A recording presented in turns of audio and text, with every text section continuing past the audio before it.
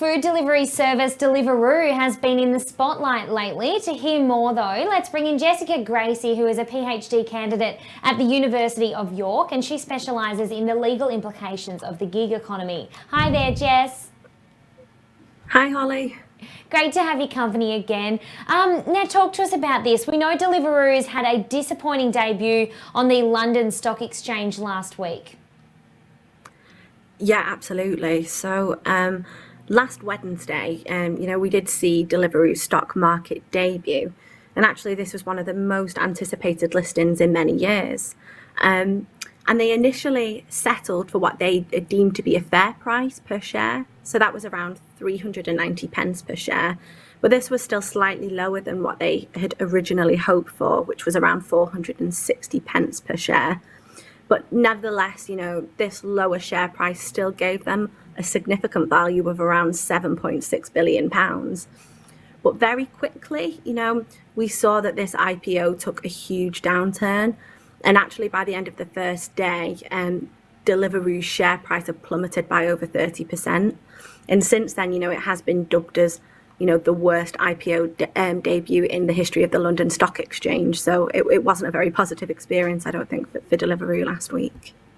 So where are we sitting now with Deliveroo? Do you think, what's the future look like for them? Well, things have picked up a little bit for them. But this actually comes after Goldman Sachs actually propped up the business after this initial crash on the stock market. And they've invested around 75 million. So that did give a little boost to Deliveroo. And since then as well, in the last week, their share price has risen by more than 2%.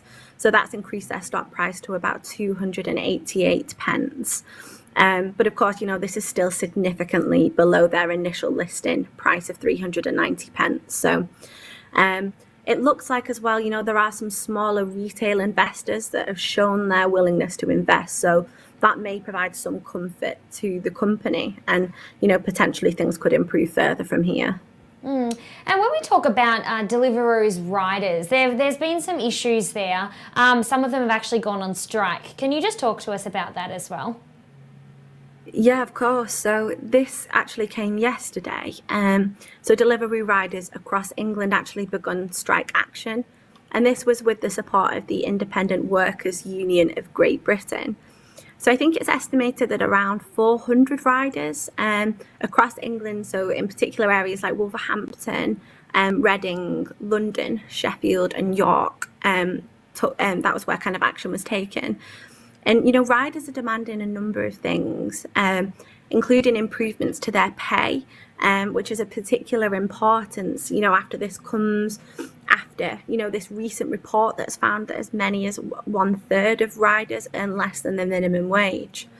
But they're also demanding employment rights, improved safety practices, more transparency over the ways in which Deliveroo calculates their fares, and also kind of a fairer termination process.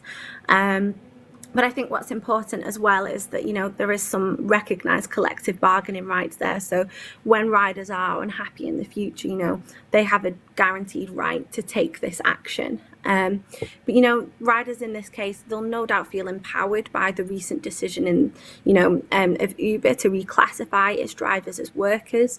So I think, we could potentially see a change in the wind here with, this strike action only being the beginning of this. So these drivers, they may consider taking similar steps against Deliveroo, just as the Uber drivers did. We've definitely seen that unfold with Uber as well. Do you think this also is going to apply for Deliveroo and Uber riders right around the world? Potentially, yeah. So, just in the UK alone, we've already seen some, developments since this Uber decision. So just in the Court of Appeal in England and Wales, the Independent Workers' Union of Great Britain have had their appeal heard regarding the collective bargaining rights of Deliveroo riders. So we're just waiting on the court to give their verdict there. And again, also in the UK, Stuart, who are a rival delivery company of Deliveroo's, they're actually going to be faced with a claim in the Employment Tribunal shortly. And this is coming from over 150 riders, and they're arguing that they are also workers and so will be entitled to employment rights.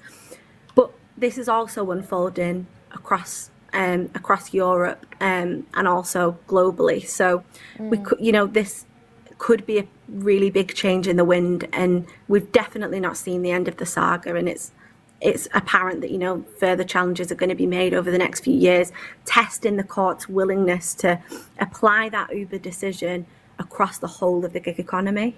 Absolutely. I was just about to ask you, what do you think, in your opinion, the future for freelance workers looks like?